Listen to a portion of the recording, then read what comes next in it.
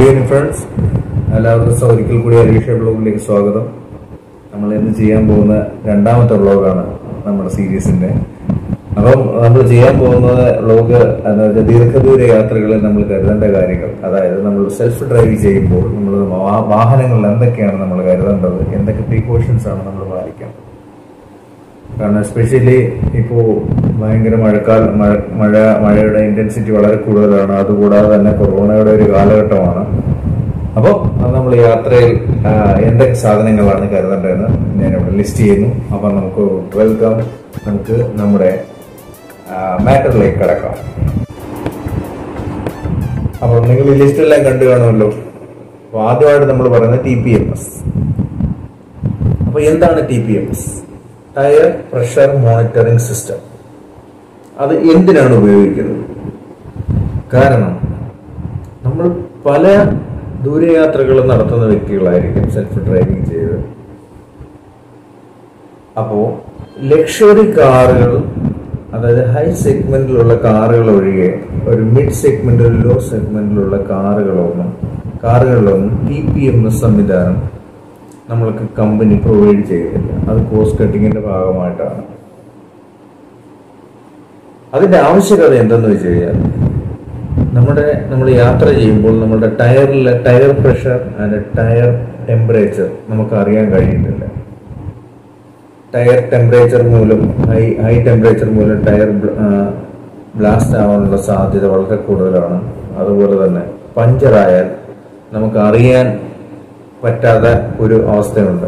അപ്പൊ നമുക്ക് ഈ TPMS ഉണ്ടെങ്കിൽ നമുക്ക് നമ്മുടെ മീറ്റർ കൺസോളിലോ അല്ലെങ്കിൽ ഡാഷിലോ അല്ലെങ്കിൽ സെൻട്രൽ കൺസോളിലോ മറ്റ് മൾട്ടിമീഡിയ എന്റർടൈൻമെന്റ് സിസ്റ്റത്തിലോ ഇതിന്റെ അപ്ഡേറ്റ്സ് നമുക്ക് വന്നുകൊണ്ടിരിക്കും. ഇതൊരു ബ്ലൂടൂത്ത് കണക്ടിവിറ്റി ഉള്ള ഒരു സിസ്റ്റമാണ് ഈ TPMS. അതായത് നമ്മളിത് TPMSന്റെ സെൻസറുകൾ നമ്മുടെ ടയറിലാണ് ഇത് ഫിറ്റ് ചെയ്യുന്നത്. അതിനുശേഷം ബ്ലൂടൂത്തിലൂടെയാണ് നമുക്ക് ഇതിനുള്ളിൽ നിന്നുള്ളത് നമുക്ക് ഡീറ്റെയിൽസ് ഡാഷ്ബോർഡിലോ അല്ലെങ്കിൽ സെൻട്രൽ കൺസോളിലോ എന്റർടൈൻമെന്റ് സിസ്റ്റത്തിലോ അത് ഇൻസ്റ്റാൾ ചെയ്തിട്ടനുസരിച്ച് അവിടെ ഡിസ്പ്ലേ നമുക്ക് അപ്ഡേറ്റ് കിട്ടിക്കൊണ്ടിരിക്കും. അപ്പം TPMS സെൻസറുകൾ രണ്ട് വിധമുണ്ട്. ഒന്നെന്ന് പറയുന്നത് ഇന്റേണൽ സെൻസർ, അടുത്തത് എക്സ്റ്റേണൽ സെൻസർ. അപ്പൊ ഏറ്റവും നല്ലതെന്ന് പറയുന്നത് ഇന്റേണൽ സെൻസറാണ്. ഇന്റേണൽ സെൻസർ എന്ന് പറഞ്ഞാൽ നമുക്ക് സ്റ്റോക്ക് വാൽവ്, അതായത് ട്യൂബ്ലെസ് ടയറിന്റെ പ്രത്യേക ഒരു ശ്രദ്ധിക്കേണ്ട കാര്യം എന്ന് പറഞ്ഞാൽ ഇത് ട്യൂബ്ലെസ് ടയറുകളിൽ മാത്രമേ ഇത് ഫിറ്റ് ചെയ്യാൻ കഴിയുള്ളൂ. അപ്പൊ ഇപ്പം ഒട്ടുമിക്ക, അതായത് ഒരു 80% വാഹനങ്ങളോളം ട്യൂബ്ലെസ് ടയറുകളാണ് ഉപയോഗിക്കുന്നത്. അപ്പം ഇന്റേണൽ സെൻസർ ഫിറ്റ് ചെയ്യുന്ന വിധം എന്ന് പറയുന്നത് സ്റ്റോക്ക് വാൽവ്, അതായത് എയർ വാൽവ് റീപ്ലേസ് ചെയ്തതിന് ശേഷം അവിടെ സെൻസറോടുകൂടി റിമ്മിൽ നിന്ന് ടയർ ഇളക്കി മാറ്റിയതിന് ശേഷമാണ് നമ്മളത് ഫിറ്റ് ചെയ്യുന്നത്. എക്സ്റ്റേണൽ സെൻസർ എന്ന് പറയുന്നത് വാൽവ് ക്യാപ്പായിട്ടാണ് നമ്മൾ ഉപയോഗിക്കുന്നത്. ഇത് രണ്ടും ബാറ്ററിയിലാണ് പ്രവർത്തിക്കുന്നത്, ബ്ലൂടൂത്ത് കണക്ടിവിറ്റിയാണുള്ളത്. അപ്പൊ ഇന്റേണൽ സെൻസർ എന്ന് പറയുന്നത് നമുക്ക് സേഫ് ആയിരിക്കും, അത് കളഞ്ഞു പോകില്ല, ആരെങ്കിലും മോഷ്ടിക്കില്ല, പിന്നെ നമുക്ക് കുറച്ചുകൂടി പെർഫെക്ഷൻ കിട്ടും. എക്സ്റ്റേണൽ സെൻസർ ആകുമ്പോൾ നമ്മൾ കാറ്റ് റീഫില്ല് ചെയ്യുമ്പോഴോ അല്ലെങ്കിൽ മറ്റെവിടെയെങ്കിലും നമ്മൾ പാർക്ക് ചെയ്യുന്ന സമയത്തോ നമുക്ക് മറ്റാൾക്കാർ മോഷ്ടിക്കാനുള്ള സാധ്യത കൂടുതലാണ്. പിന്നെ റീഫില്ല് ചെയ്തതിന് ശേഷം ക്യാപ്പ് അടച്ചില്ലെങ്കിൽ അത് മിസ്സായി പോകാനുള്ള സാധ്യതയുണ്ട്. അപ്പം എക്സ്റ്റേണൽ സെൻസറിനേക്കാളും കുറച്ചുകൂടി ബെറ്റർ ആയിട്ടുള്ള ഇന്റേണൽ സെൻസറാണ്. അപ്പം നമുക്കറിയാൻ പറ്റും നമ്മുടെ കാറിലെ ലോ പ്രഷർ അല്ലെങ്കിൽ ഹൈ ടെമ്പറേച്ചർ ഉണ്ടെങ്കിൽ നമുക്ക് അതിന്റെ നോട്ടിഫിക്കേഷൻ നമുക്ക് ലഭിക്കും. അപ്പൊ നമുക്ക് അതിന്റെ രീതിയിലായിട്ട് ഒരു പ്രീകോഷൻ എടുക്കാൻ സാധിക്കും. അടുത്ത രണ്ടാമത്തതെന്ന് പറയുന്നത് ടയർ ഇൻഫ്ലേറ്റർ ആണ്. ടയർ ഇൻഫ്ലേറ്റർ എന്ന് പറയുമ്പോൾ നമ്മൾ പലപ്പോഴും കാറിൽ എയർ ഫില്ല് ചെയ്യാറ് നമ്മൾ അല്ലെങ്കിൽ ഫ്യൂവൽ സ്റ്റേഷനിൽ പോവുക, അല്ലെങ്കിൽ ടയർ വർക്ക്ഷോപ്പുകളിൽ അല്ലെങ്കിൽ ടയർ ഷോപ്പുകളിൽ പോവുക. അപ്പം ഇപ്പൊ നമ്മൾ ദീർഘദൂര യാത്ര നടത്തുന്ന സമയത്ത് ഇപ്പം ഈ കൊറോണ ടൈമിൽ എസ്പെഷ്യലി പല ഷോപ്പുകളും നമുക്ക് റോഡുകളിൽ അവൈലബിൾ ആയിരിക്കില്ല. അല്ലെങ്കിൽ നമ്മൾ ഒരു ഷോപ്പുകൾ ഇല്ലാത്ത ഒരു സ്ഥലത്ത് എത്തിപ്പെട്ട ഒരു അവസ്ഥ, നമ്മുടെ ടയർ പഞ്ചറായി അല്ലെങ്കിൽ മറ്റെന്തെങ്കിലും ബുദ്ധിമുട്ടുള്ള ടയർ റിലേറ്റഡ് ആയിട്ടുള്ള കാര്യങ്ങളുണ്ട്. അപ്പം നമുക്ക് ടയർ ഫില്ല് ചെയ്യാൻ ഒരു സോഴ്സും ഇല്ല. നമ്മളുടെ കയ്യിൽ ടയർ ഇൻഫ്ലേറ്റർ ഉണ്ടെങ്കിൽ നമുക്ക് 12 വോൾട്ട് കാറിന്റെ ചാർജിങ് സോക്കറ്റ് വഴി നമുക്കിത് പ്രവർത്തിപ്പിച്ച് നമുക്ക് ഏകദേശം ഒരു 100 to 150 ബാർസ് വരെ പ്രഷർ നമുക്ക് പ്രൊഡ്യൂസ് ചെയ്യാൻ പറ്റുന്ന ഒരു കോമ്പാക്റ്റഡ് ആയിട്ടുള്ള ഡിവൈസാണ് ടയർ ഇൻഫ്ലേറ്റർ. ഇപ്പം എല്ലാവിധ ഓൺലൈൻ ഷോപ്പിംഗ് സൈറ്റുകളിൽ ഇത് ലഭ്യമാണ്. ഫ്ലിപ്കാർട്ട് അതേപോലുള്ള പല സൈറ്റുകളിൽ ലഭ്യമാണ്. ആമസോൺ, അങ്ങനെ പല സൈറ്റുകളിലും. ഏകദേശം ഇതിന്റെ വില ഒരു 1500 to ഒരു 4000 വരെ. അത് നിങ്ങളുടെ ഓപ്ഷനാണ്. കാരണം പല ബ്രാൻഡുകളുണ്ട്. TVS ഉണ്ട്, മിഷ്ലിൻ, ഗുഡിയർ, അങ്ങനെ കുറെ ബ്രാൻഡുകളുടെ വിത്ത് വാറന്റിയോടുകൂടി നമുക്കിപ്പോൾ അവൈലബിൾ ആണ്. മൂന്നാമത്തതെന്ന് പറയുന്നത് പഞ്ചർ കിറ്റ്. ഇപ്പം എല്ലാ വാഹനങ്ങളിലും ഞാൻ പറഞ്ഞതുപോലെ 70% ട്യൂബ്ലെസ് ടയറുകളാണ് ഉപയോഗിക്കുന്നത്. അപ്പൊ നമുക്ക് ടയർ റിമൂവ് ചെയ്യാതെ തന്നെ നമുക്ക് പഞ്ചർ ഒട്ടിക്കാം. അത് നമുക്ക് ഷോപ്പിന്റെ ആവശ്യമില്ല. കാരണം നമ്മൾ ഷോപ്പ് ഉണ്ടെങ്കിൽ ഓക്കെ, നമുക്ക് ബുദ്ധിമുട്ടാതെ തന്നെ അവിടെ കൊടുക്കാം. പക്ഷെ ഈ ഞാൻ പറഞ്ഞ സിറ്റുവേഷൻ അനുസരിച്ച് നമുക്ക് പഞ്ചറായി കഴിഞ്ഞു കഴിഞ്ഞാൽ അത് നമുക്ക് തന്നെ ഒട്ടിക്കാം, ടയർ റിമൂവ് ചെയ്യാതെ. അപ്പൊ ആ കിറ്റ് തീർച്ചയായിട്ടും നിങ്ങളുടെ വാഹനത്തിൽ കരുതുക. അതേപോലെ തന്നെ മറ്റൊരു ഘടകമാണ് വൈപ്പർ ബ്ലേഡ്. പല ആൾക്കാരും വൈപ്പർ ബ്ലേഡ് ചേഞ്ച് ചെയ്യുന്നതിനെ കുറിച്ച് യാതൊരു വിധമായ അവയർനെസ്സും ഇല്ലാത്ത ആൾക്കാരാണ്. ഞാൻ കണ്ടതിൽ ഒരു 55% മുതൽ 60% വരെയുള്ള ആൾക്കാർ അങ്ങനെയാണ്. കാരണം വാഹന നിർമ്മാതാക്കൾ നമുക്ക് തരുന്ന ഒരു ഡ്യൂറേഷൻ ഒരു 6 മന്താണ്. എവറി 6 മന്തിൽ നമ്മളുടെ വൈപ്പർ ബ്ലേഡ് തീർച്ചയായിട്ടും റീപ്ലേസ് ചെയ്തിരിക്കണം. അതിന് കാരണം എന്ന് പറയുന്നത് നമ്മുടെ വാഹനം പല കാലാവസ്ഥകളിലൂടെയാണ് കടന്നു പോകുന്നത്. ചിലപ്പോൾ തണുപ്പായിരിക്കും, ചിലപ്പോൾ ഹൈ ടെമ്പറേച്ചർ ആയിരിക്കും, ചിലപ്പം റെയിനി സീസൺ ആയിരിക്കും. അപ്പൊ ഈ സീസണുകളിലെല്ലാം ഈ വൈപ്പറിൽ ഉപയോഗിച്ചിരിക്കുന്ന റബ്ബർ സീസണിങ് ചെയ്യപ്പെടും. സീസണിങ് ചെയ്യപ്പെടുന്നതിന്റെ ഭാഗമായിട്ട് ഈ ഇതിൽ ഉപയോഗിച്ചിരിക്കുന്ന റബ്ബറിന്റെ ക്വാളിറ്റി കുറയാൻ സാധ്യത വളരെ കൂടുതലാണ്. വളരെ കൂടുതലല്ല, 98% ഇതിൽ ഹാർഡ്നെസ് ഉണ്ടാവും. അതായത് കട്ടി കൂടും. കട്ടി കൂടുമ്പോൾ ഉണ്ടാവുന്ന പ്രശ്നങ്ങൾ എന്ന് വെച്ചാൽ നമ്മുടെ വിൻഷീൽഡിന്റെ പ്രതലത്തിൽ സ്ക്രാച്ചസ് ഉണ്ടാക്കും. അതുപോലെ തന്നെ പൂർണ്ണമായിട്ടും മഴവെള്ളത്തെയോ അല്ലെങ്കിൽ സ്നോയെയോ നമുക്ക് തുടച്ചു നീക്കാൻ സാധിക്കില്ല. അപ്പൊ തീർച്ചയായിട്ടും നമ്മളൊരു ദൂരയാത്ര പോകുന്നതിന് മുമ്പ് ഇത് ഇൻസ്പെക്ട് ചെയ്യുക. അഥവാ അത് റീപ്ലേസ് ചെയ്യേണ്ട ഒരു കണ്ടീഷൻ ആണെങ്കിൽ തീർച്ചയായിട്ടും അത് റീപ്ലേസ് ചെയ്തിരിക്കണം. അടുത്തതെന്ന് പറയുന്നത് നമ്മുടെ ബൾബ്. നമ്മൾ ദീർഘദൂര യാത്രകളിൽ ചില യാത്രകൾ നമ്മൾ സ്റ്റേ ചെയ്യാതാണ് സഞ്ചരിക്കുന്നത്. അപ്പൊ അത്തരം യാത്രകൾ, രാത്രികാല യാത്രകൾ നമുക്ക് നടത്തേണ്ടി വരും. പരമാവധി രാത്രികാല ഡ്രൈവിംഗ് ഒഴിവാക്കുക. അതാണ് ഞാൻ സജസ്റ്റ് ചെയ്യുന്നത്. കാരണം ഞാൻ ഒരുപാട് ഇന്റർസ്റ്റേറ്റ് യാത്ര ചെയ്യുന്നൊരു വ്യക്തിയാണ് ഫാമിലി ആയിട്ട്. അപ്പം ഞാൻ മിക്കവാറും സ്റ്റേ ചെയ്യാനാണ് ശ്രമിക്കാറ്. പിന്നെ നമുക്ക് എന്തെങ്കിലും അത്യാവശ്യമുണ്ടെങ്കിൽ ഞാൻ ഡ്രൈവ് രാത്രി ചെയ്യാറുണ്ട്. പക്ഷെ അത് വളരെ റിസ്കിയാണ് നമുക്ക് പല രീതിയിലും. കാരണം പുറത്തുള്ള നമുക്ക് അൺനോൺ പേഴ്സൺസിന്റെ ചില പ്രശ്നങ്ങൾ ഹൈവേയിൽ ഫേസ് ചെയ്യേണ്ടി വരും, അല്ലെങ്കിൽ നമ്മൾ ഉറങ്ങാനുള്ള സാധ്യത കൂടുതലാണ്. അങ്ങനെയൊക്കെ ഉള്ളത് കൊണ്ട് രാത്രികാല യാത്രകൾ പരമാവധി ഒഴിവാക്കുക.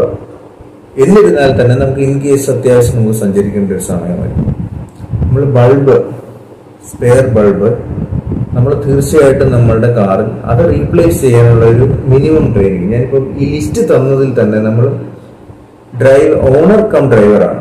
അപ്പൊ നമുക്ക് അത്യാവശ്യം ഇതിലെല്ലാം ഒരു അത്യാവശ്യം ഒരു ബേസിക് ട്രെയിനിങ് അത്യാവശ്യമാണ്. ഇപ്പൊ TPMS ഞാൻ പറഞ്ഞല്ലോ, ടയർ ഇൻഫ്ലേറ്റർ, നമുക്ക് ഒന്ന് പഞ്ചർ ഫില്ല് ചെയ്യുക, വൈപ്പർ ബ്ലേഡ് റീപ്ലേസ് ചെയ്യുക, അങ്ങനെ പല കാര്യങ്ങളും ഫസ്റ്റ് എയ്ഡ് പോലുള്ള കാര്യങ്ങൾ, അത് വണ്ടിയുടെ ഒരു ഫസ്റ്റ് എയ്ഡ് പോലാണ് ഇതെല്ലാം.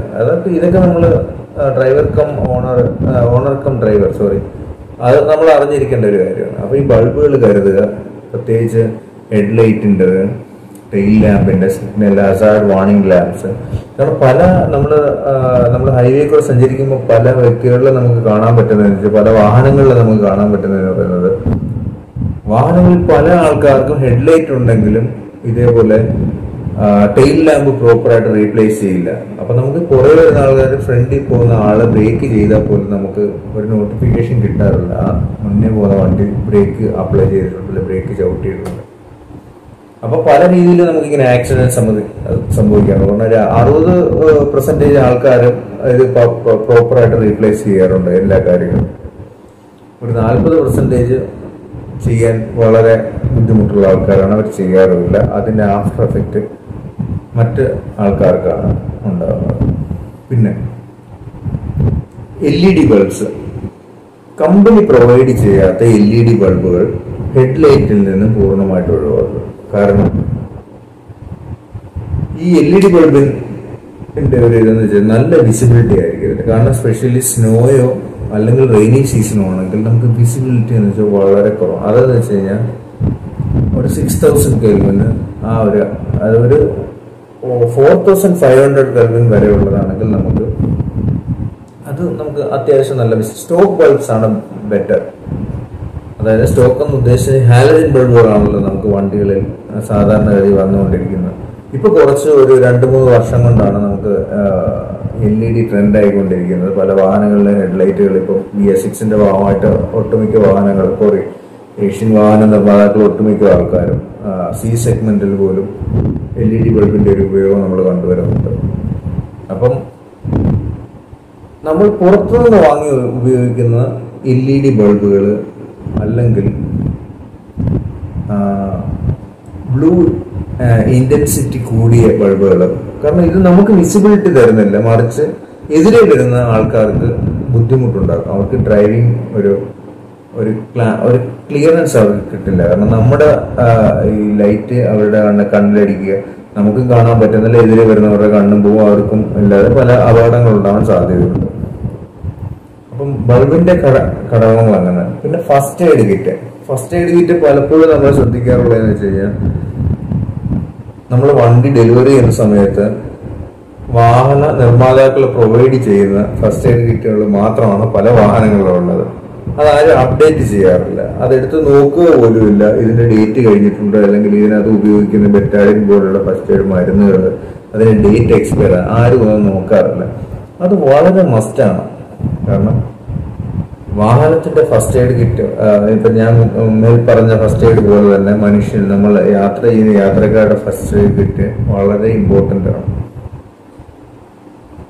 അതുപോലെ തന്നെ ഡിസ്ഇൻഫെക്ഷൻ സ്പ്രേ, അതായത് അതെന്ന് വെച്ച് കഴിഞ്ഞാൽ എന്തുകൊണ്ടാണ് ഞാനിപ്പോ പറഞ്ഞതെന്ന് വെച്ചാൽ, ഇപ്പൊ നമ്മള് ജീവിച്ചു പോകുന്ന കൊറോണയോടൊപ്പമാണ്.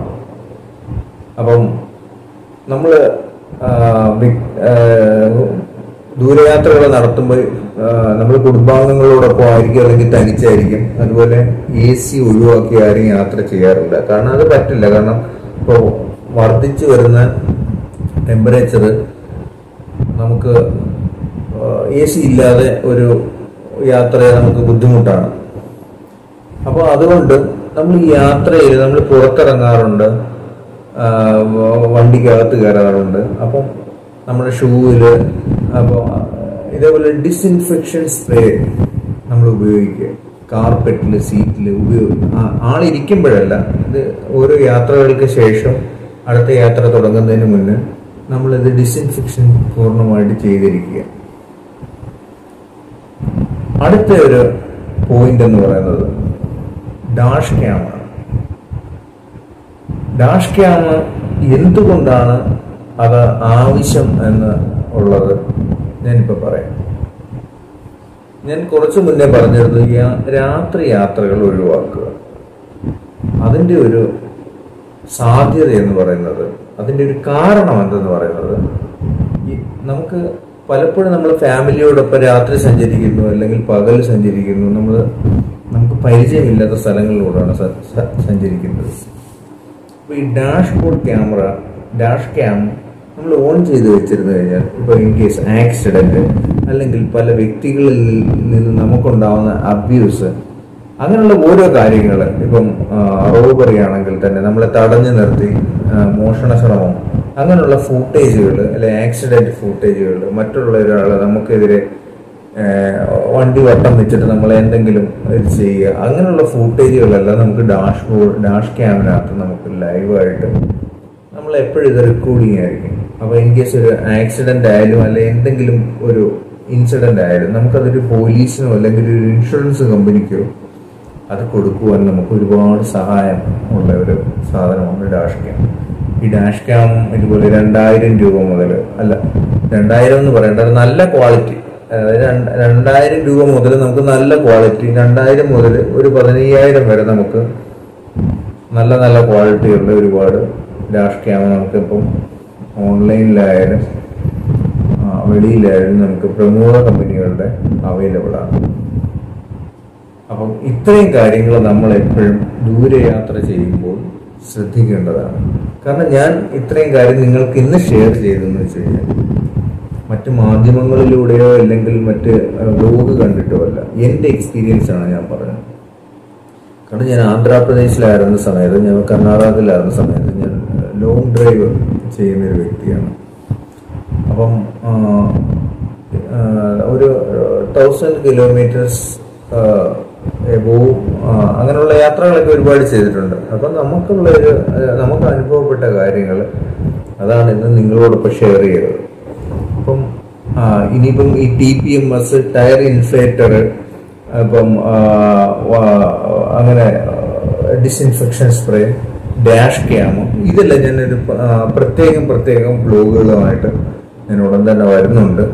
ഇപ്പം നല്ല മഴയാണ്, എല്ലാവരും പകർച്ചവ്യാധികളൊക്കെ ഇപ്പം ഓൾറെഡി ഉണ്ട്. എങ്കിൽ തന്നെയും ആൾക്കാർ അധികം പുറത്തിറങ്ങാതിരിക്കുക, മാസ്ക് ധരിക്കുക, സർക്കാരിൻ്റെ എല്ലാ ഉപദേശങ്ങളും നമ്മൾ സ്വീകരിക്കുക. നമ്മളതിന് ബാധ്യസ്ഥരാണ്. അപ്പം നമുക്കിവിടെ സൈനിങ് ഓഫ് ചെയ്യാം.